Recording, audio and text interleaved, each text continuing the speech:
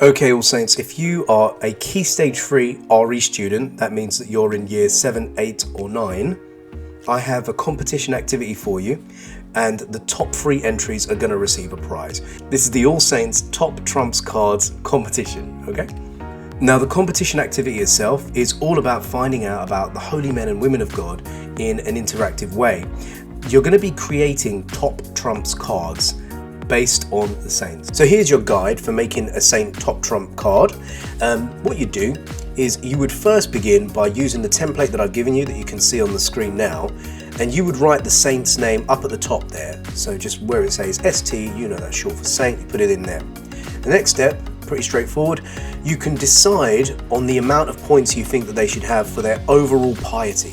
Now, piety, you know, is about holiness. You just have to kind of know a bit about their story in order to make a good judgment about how pious they are overall, okay? So you've got the saint's name, you've got the score for their overall piety from 0 to 100. The next thing that you need to do is you need to go ahead and depict the saint. Now, you might want to get some images offline. When you see my examples later on, I've gone for some sort of cartoonified ones without obviously losing respect for the saints. What you want to do is you want to get some artwork, you want to depict them in a way that you think is relevant to make the top trump card look engaging and interesting.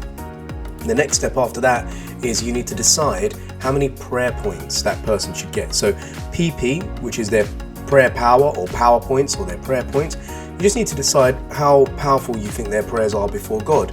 Those people who are closest to God and to Jesus up in heaven, obviously their prayers are going to be even more efficacious. Now, they're all very powerful prayers, but if you get the closer you get to God, then obviously your prayers are considered even more powerful. So decide roughly how many prayer points you'd get, again from 0 to 100, and don't go OTT with it. All right. The next thing is their health, their HP, but we've gone for a slightly different angle here. We've gone for their healing power. So decide on their healing power in your life. How much of a devotion do people have to that saint? So if it's someone like Saint Francis, obviously his HP is going to be quite high because so many people have a devotion. He's got an order, the Franciscans, named after him. How much do they continue to do Jesus' healing work today? Not just physical healing, we're talking about soul healing as well, because they're an inspiration. So have a think about that and put in their HP. Right, the last thing you got to do is you put in their patronage move, and this is where you can get creative with it, okay? So you're going to write up 2 moves that the saint can make based on their patronage. So that's the more gamified or the gaming element of the cards that you can play later on. You just have to name the move, and then you award power points for the move. So how powerful that move is. It's the power of the moves that makes them more or less powerful than other saints in the game. So have a think about that. You don't want to overpower somebody. At the same time, you don't want to make them seem weak as well. Alright, so that's all you got to do. The very best Saint Top Trumps cards that are given to their RE teacher, they'll be judged by myself, Mr. Powerrow and Miss Sadiq. We're going to determine which ones we think are the very best, and there will be a prize. There'll be a first prize, a second prize, and a third prize for the 3 best students. There'll be 1 overall winner and 2 runners-up, okay? So we look forward to doing that. Here are some examples for you, in case you're wondering what they might look like.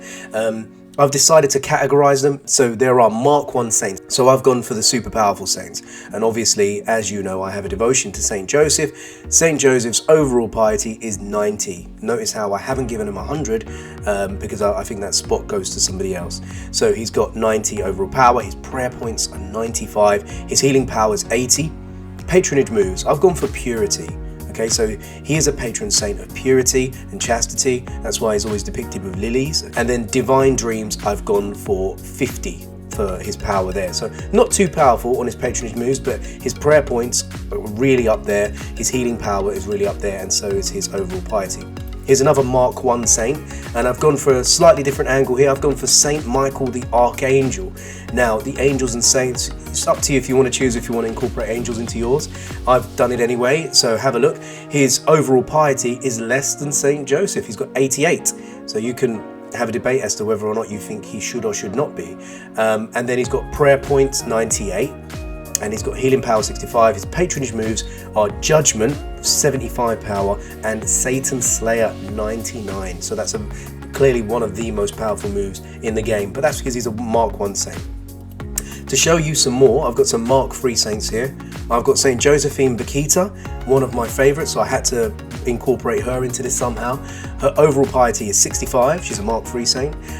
Prayer points 58. Healing power 82. Patronage moves. I've chosen forgiveness because she did do that. She forgave those people who enslaved her, and chain breaker because she's somebody who, till this day, is the patron of people who have been trafficked, imprisoned, and things like that. Then I've got St. John Bosco, overall piety 60. Just drop down and look at his patronage moves. I've gone for sacramentum because he can say the sacraments. He's a priest, okay? So I've gone for sacramentum and I've given that patronage move power 80 and caritas 65. If you want a slight hint, we're going to judge your cards on how true they are. That's how accurate the information is on them. How good they are. So that's how good they are as a playing game, and how beautiful they are. We're talking about how engaging, how inspiring the images and the depictions of the saints are. So there's a slight hint for you. Now, I did tell you there was a number one spot. This is what I've decided to do. This is my one ultimate saint top trump card, and it's Mary, the Mother of God. Her overall piety 100. Jesus is God, she's his mother, Mother of God. Overall piety 100. Prayer points 100. Healing power 100. Patronage moves, the Immaculata 95, and Queen of Heaven 100. A shiny card that maybe one person in the entire country has, okay? So super exclusive on that one there. Anyway, so there are a ton of templates for you to choose from. You can make as many or as few as you like. It's entirely up to you. But the competition is on. I wish you the best of luck. God bless you all. Take care, and I hope you enjoy learning about the saints while you do this activity.